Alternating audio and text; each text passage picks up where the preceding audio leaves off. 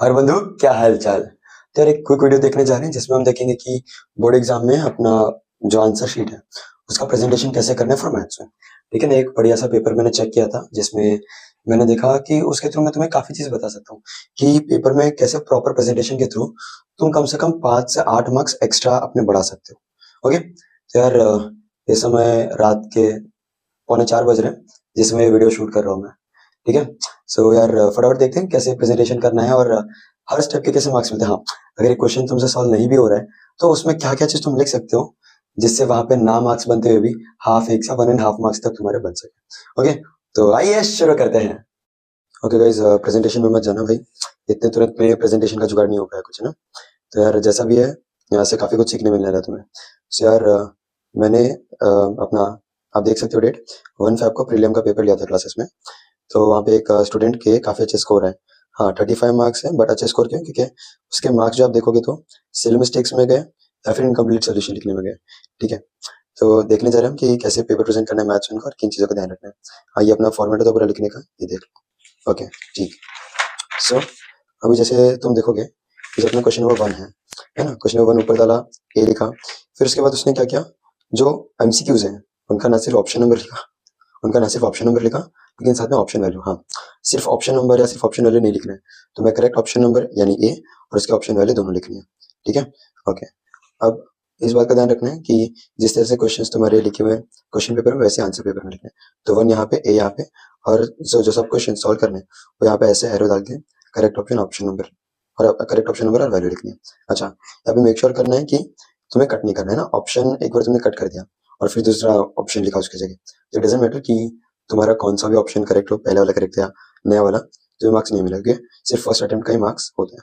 ठीक है, अब एक बात का ध्यान रखना है कि लीनियर इक्वेशन या क्वाड्रेटिक इक्वेशन है ना, जहाँ पे तुम्हारी इक्वेशन बन रही है उनको बॉक्स में डालना है, और सब्ट्रैक्टिंग वगैरह कर रहे हो, एडिंग कर रहे हो, तो यहाँ पे इक्वेशन नंबर मेंशन कर देना है, देखने में अच्छा लगता है। ओके, सो देखो, अब टू द पॉइंट बात करते हैं। 1 मार्क्स का क्वेश्चन था अपना, x माइनस वाई की वैल्यू निकालनी थी। तो तुम देख सकते हो सॉल्व कैसे किया है, स्टॉप करके देख लेना। ओके, सो अब x माइनस वाई की वैल्यू निकालनी थी, तो हाफ मार्क्स तुम्हारा सब्ट्रैक्टिंग का था और हाफ मार्क्स तुम्हारा करेक्ट आंसर का था। इंपॉर्टेंट पार्ट्स का बॉक्स बनाना है। ठीक है, तो ऐसे 1 मार्क्स मिला। फिर उसके बाद में तुम्हारा यहाँ पे तुम्हें सेकंड एंड थर्ड टर्म निकालना था। ओके, तो गिवन वैल्यू, अब यहाँ पे T2 और T3 दोनों का हाफ मार्क्स है। अगेन अगर T1 और कॉमन डिफरेंस नहीं निकला तो तुम्हारे यहाँ पे हाफ मार्क्स कट जाएगा रिवर्स ऑर्डर में। ओके, हाँ। अब उसके बाद में देखोगे इसने यहाँ पे भी क्वेश्चन नंबर मेंशन किया। ठीक है, अब यहाँ पे 237 की मदद से हमें 2 डिजिट नंबर फॉर्म करना था, तो स्टेटमेंट लिखा, सैंपल स्पेस लिखा। अब यहाँ पे ना let S with sample space करके लिख देना। ठीक है, तो एन ऑफ एस फाइंड नहीं करना था, तो एस का तुम्हें हाफ मार्क्स मिल गया, हाफ मार्क्स इसका लिख दिया। ठीक है, कुछ बार यहाँ पे क्या होता है, कुछ लोग लेट के लिए मार्क्स काटते हैं, कुछ लोग नहीं काटते, तो लेट एस इक्वल्स में let S be the sample space लिख देना। फिर क्वेश्चन नंबर 2 नए पेज पे स्टार्ट किया, 2A। अब यहाँ पे देखोगे जो तुम्हारा अब 2 तुम्हारा complete activity. Complete the activity में मेक श्योर करो कि, हाँ, सो कंप्लीट एक्टिविटी यहाँ पे देखोगे, क्वेश्चन अगर देखोगे तुम, ठीक है, हाँ, सो कंप्लीट एक्टिविटी में तुम देख सकते हैं कि जहाँ से तुम्हारा ये एक्टिविटी वाला पार्ट शुरू हुआ है ना, तो यहाँ से लेके यहाँ तक एज इट इज पूरा पार्ट लिखना है। सेम गोस फॉर सोल्यूशन के नीचे का पूरा पार्ट। ठीक है, कहने का मतलब ये है कि यहाँ पे कंप्लीट एक्टिविटी में जो भी पार्ट है कॉपी पेस्ट करना है तुम्हें क्वेश्चन पेपर से आंसर पेपर में, और फिर जहाँ पे बॉक्स बना हुआ था वहाँ पहले वैल्यूज लिख दो, फिर बॉक्स बना दो। अच्छा, 4 बॉक्स हैं तो 4 बॉक्स ही बनाने, एक बॉक्स का हाफ मार्क्स, तो 4 का तुम्हारा 2 मार्क्स बनता है। ठीक है, फिर उसके बाद में इसी तरह से देखोगे 1 2 3 4 4 बॉक्स करेक्ट है तो पूरे 2 मार्क्स मिल गए। ओके, ठीक है, हाँ। अब क्वेश्चन नंबर 2 भी, अब यहाँ पे 2 मार्क्स के क्वेश्चन में तुम्हारा हाफ मार्क्स गिवन का होता है। हाफ मार्क, अब देखो अगर एपी का क्वेश्चन है, एपी का क्वेश्चन है तो हाफ मार्क्स तुम्हारा गिवन का होगा, हाफ मार्क्स कॉमन डिफरेंस निकालने का, half marks formula, okay, half marks formula put करने का, एंड हाफ मार्क्स आंसर निकालने का। ओके, बेसिकली यहाँ पे क्या है, यहाँ पे हाफ मार्क्स गिवन का है, ठीक, यहाँ पे डीबी इंक्लूड है, यहाँ पर पूरा हाफ मार्क्स का। ठीक है, फिर हाफ मार्क्स तुम्हारा फॉर्मूला लिखने का 1 मार्क्स हो गया, हाफ मार्क्स वैल्यू पुट करने का एंड हाफ मार्क्स आंसर निकालने का। जैसे T90 निकालने के लिए जो 4 स्टेप्स फॉलो किए, इसके तुम्हें पूरे कितने मार्क्स मिल गए, 2 मार्क्स। ठीक, तो वैसे यहाँ पे देखोगे जब भी प्रोबेबिलिटी का क्वेश्चन होता है तो हाफ मार्क्स तुम्हारा sample, okay, C P of A अगर निकालना हो, क्या निकालना हो, पी ऑफ ए है ना, तो एन ऑफ एस निकालने का हाफ मार्क्स, एन ऑफ ए निकालने का half marks P of A का फॉर्मूला और हाफ मार्क्स उसकी वैल्यू निकालने का, ऐसे तुम्हारे 2 मार्क्स बनते हैं। ठीक है, ओके, फिर उसके बाद फैक्टराइजेशन में सिंपल है, फैक्टर निकालना, देखो मिड टर्म स्प्लिट करना, हाफ मार्क्स कॉमन निकालना, हाफ मार्क्स एक हो गया, फिर हाफ मार्क्स तुम्हारा एक्स की इक्वल हाफ मार्क्स दूसरा, ऐसे तुम्हारे 4 पार्ट्स के मिला के 2 मार्क्स बन गए। इस तरह सॉल्व करना। अच्छा, यहाँ पे टिप दूंगा मैं तुम लोग को कि मैथ्स 1 में और मैथ्स 2 में जो भी तुम मार्जिन बना रहे हो, मार्जिन तुम्हें कैसे बनानी है, इतनी डिस्टेंस रखो, इतने डिस्टेंस छोड़ के तुम्हें लाइन खींचनी। क्यों? सो दैट रफ वर्क तुम यहाँ बगल में लिख सको। रफ वर्क बगल में लिखने से क्या होगा, रफ वर्क बगल में लिखने से यहाँ पे जो भी क्वेश्चन तुमने सॉल्व किया उसका रफ वर्क यहीं पे है, तो जब तुम पेपर क्रॉस चेक करोगे पूरा सॉल्व करने के बाद, तो तुम्हें लास्ट पेज पे नहीं ढूंढना पड़ेगा, लास्ट पेज में कहाँ पे सॉल्व किया था। ठीक है, हाँ, तो बगल में ही तुम्हारा कैलकुलेशन रहेगा, तो तुम्हें कंपेयर करके चेक करने में आसानी होगी करेक्ट किया है कि नहीं किया है। ठीक है, और मैं एक काम करता हूँ, पेपर का मार्क्स डिस्ट्रीब्यूशन वगैरह इफ पॉसिबल होता है तो कितने टाइम में कितना पेपर होना चाहिए बताता हूँ, वरना फिर यहाँ पे आई बटन में तुम्हें एक वीडियो मिल जाएगा जो तुम देख सकते हो, जिसमें पूरा मार्क्स डिस्ट्रीब्यूशन कितने टाइम रेंज में करना है बताया। ठीक है, कितने टाइम में कितना पार्ट होना चाहिए। ओके, तो लास्ट का 10 मिनट तुम्हारा क्रॉस चेक करने के लिए बचना चाहिए पेपर का, जिसमें यहाँ पे हर जगह जहाँ तुमने ये बनाया हुआ है यहाँ पे ऊपर में क्या लिख दोगे, रफ वर्क यहाँ पे लिख दोगे। ठीक है, ओके, सो यहाँ पे तुम्हारे 2 मार्क्स वाले क्वेश्चन इस तरह से होंगे। ठीक है, हाँ, 2 मार्क्स वाले क्वेश्चन कुछ बार वर्ड प्रॉब्लम आ सकता है लीनियर इक्वेशन का, सिंपल वाला एकदम, है ना। तो हाफ मार्क्स तुम्हारा इक्वेशन फॉर्म करने का, हाफ मार्क्स सॉल्व करने का, हाफ एक्स की वैल्यू और हाफ वाई की वैल्यू फाइंड करने, 2 मार्क्स। ठीक है, अगेन स्टेटमेंट अगर नहीं लिखोगे तो रिवर्स में हाफ मार्क्स कट जाएगा। अभी 3 मार्क्स का कंप्लीट एक्टिविटी है। अब यहाँ पे कंप्लीट एक्टिविटी का जो अपने क्वेश्चन है ना, उसमें तुम्हें मेक श्योर करना है कि तुमने बॉक्स अच्छे से बनाया ना। टेबल वाला क्वेश्चन का यहाँ पे इनका कंप्लीट एक्टिविटी था, तो इसने ये स्टूडेंट ने क्या किया कि टेबल के अंदर बॉक्स बनाना था, तो इसने टेबल की जो सेल्स है, रोज है, उनको थोड़ा चौड़ा बनाया। उससे क्या हुआ, ये टेबल का जो अपना लाइन्स है और ये अपना बॉक्स, ये मिक्स नहीं हो रहा है। तो टेबल वाला कंप्लीट एक्टिविटी है ना, तो तुम लोग क्या कर सकते हो कि टेबल की जो बॉर्डर्स है उनको पेन से बनाओ, और जो अंदर तुम्हें आंसर फिल करने हैं उनके बॉक्स पेंसिल से बनाओ, दिखने में भी अच्छा लगेगा।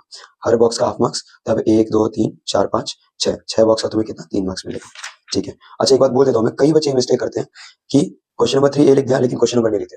अगर तुमने क्वेश्चन नंबर और सब क्वेश्चन दोनों ही करेक्ट मेंशन नहीं किया है, तो पता है क्या होगा, तुम्हारा पूरा सही होने के बाद मार्क्स नहीं मिलेगा।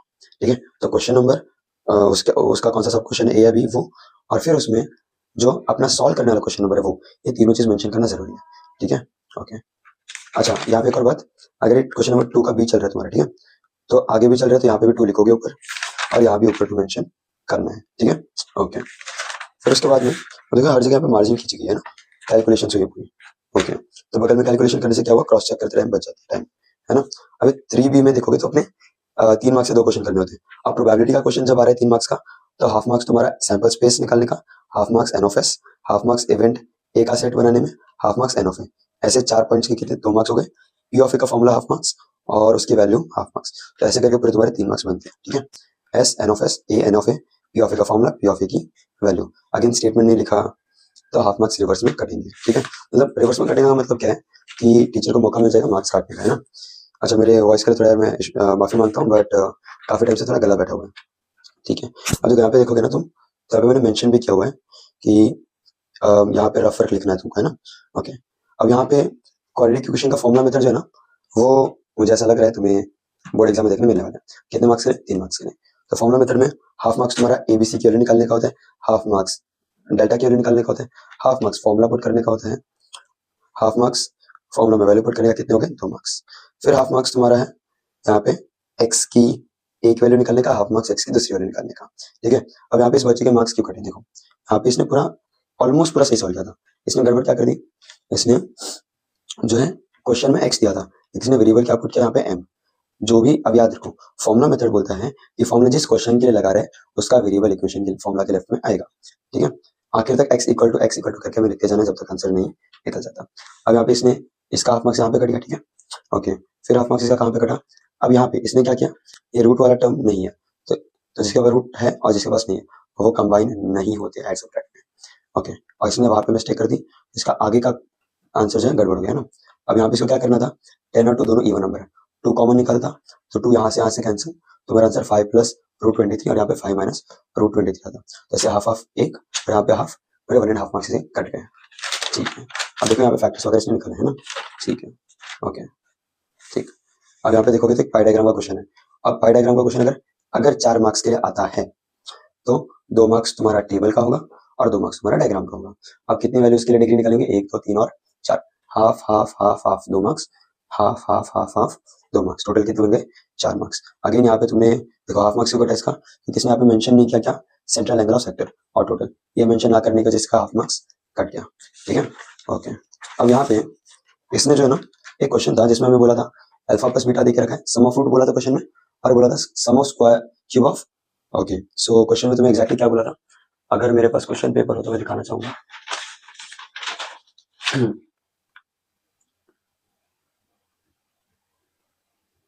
Okay, let it be. हाँ, सो क्वेश्चन में क्या बोला गया? क्वेश्चन में बोला गया था कि सम ऑफ रूट 5 है and sum of cube of root 35। तो तुम्हें क्वाड्रेटिक इक्वेशन फॉर्म करना था। अब अल्फा प्लस बीटा पता है, अल्फा इंटू बीटा पता होता तो काम हो जाता। मैं कोई बात नहीं, alpha cube plus beta cube से रिलेटेड क्या फॉर्मूला है? अगर याद है A cube plus B cube लिख सकते हैं, तो उससे रिलेटेड फॉर्मूला है ए प्लस बी का whole cube equals A cube plus B cube plus 3 A into B bracket में ए प्लस बी। तो A cube plus B cube पता है इसके थ्रू, यानी वहां पे क्या अननोन होगा? ए प्लस बी के होल क्यूब वाले फॉर्मूला में अपना ए इंटू बी अननोन होगा। तो उससे तुम्हारा बेसिकली अल्फा इंटू बीटा निकलता, ठीक है। और फिर तुम अपना जो क्वाड्रेटिक इक्वेशन का फॉर्मूला है, क्या फॉर्मूला अपना क्वाड्रेटिक इक्वेशन फॉर्म करने का? Just a second. हाँ, सबने क्वाड्रेटिक इक्वेशन फॉर्म करने का फॉर्मूला है x square minus alpha plus beta into x plus में alpha into beta equal to 0। तो बेसिकली उसको प्रोडक्ट ऑफ रूट निकाल के इसमें पुट करनी थी, ठीक है। अब कितने मार्क्स का क्वेश्चन था ये था तुम्हारा 4 मार्क्स का, ठीक है।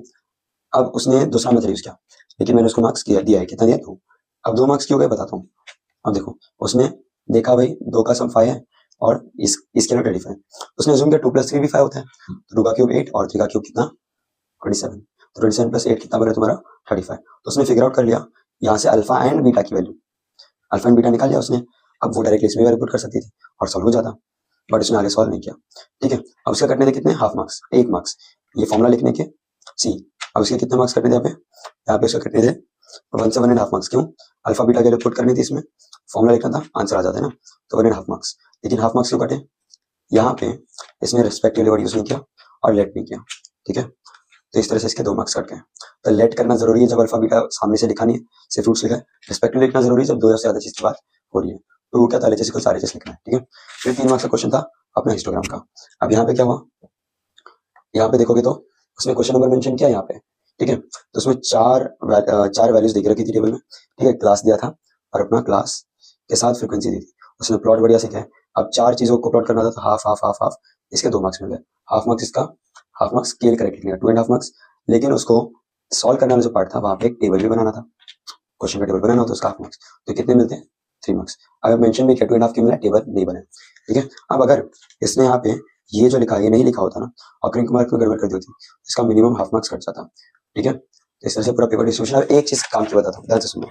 अब तुम्हारे टोटल कितने 5 सेक्शन होते हैं? Question 1 2 3 4 and 5। अगर question number 1 and question number 2, question 1A और 1B मिला के यहाँ पे इसके कितने बने? 3 + 3 6 बन रहे, राइट। हाँ, अब कुछ दिखाना चाहता हूँ, ध्यान से देखना। तो क्या ये 1A+1A+2 करके अपना क्या बन गया? ये बन गया, राइट। हाँ, सो अब ध्यान से देखना, कुछ दिखाता हूँ। अब उसको 2A में 4 मिले और 2B में कितने मिले? 7.5 मिले, ठीक है।